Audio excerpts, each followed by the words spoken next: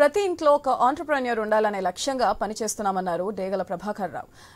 తాడేపల్లిలో AP industrial development corporation chairman గా ఆయన పదవి బాధ్యతలు స్వీకరించారు. తనపై నమ్మకంతో బాధ్యత ఇచ్చిన CM Chandrababu, deputy CM Pawan, మంత్రి నారా లోకేష్ కు ప్రత్యేక కృతజ్ఞతలు తెలిపారు.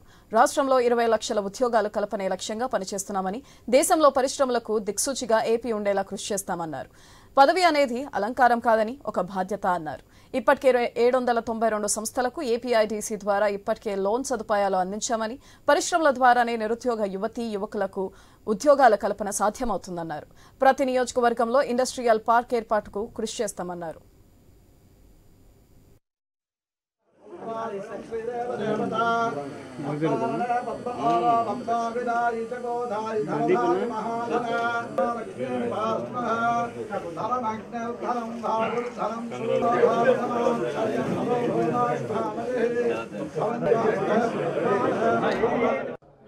పేదలకి యువతకి ఉపాధి కల్పించాలని చెప్పేసి ఒకే ధ్యేయంతో ఇవాళ పనిచేస్తున్నటువంటి గౌరవనీయులు ముఖ్యమంత్రి వర్యులైనటువంటి నారా చంద్రబాబు నాయుడు గారికి మరొకసారి ధన్యవాదాలు తెలియజేస్తున్నాం. ఈరోజు నన్ను నా మీద నమ్మకంతో ఈ ఇండస్ట్రియల్ డెవలప్మెంట్ కార్పొరేషన్ చైర్మన్గా నన్ను నియమించడం చాలా ఆనందదాయకం.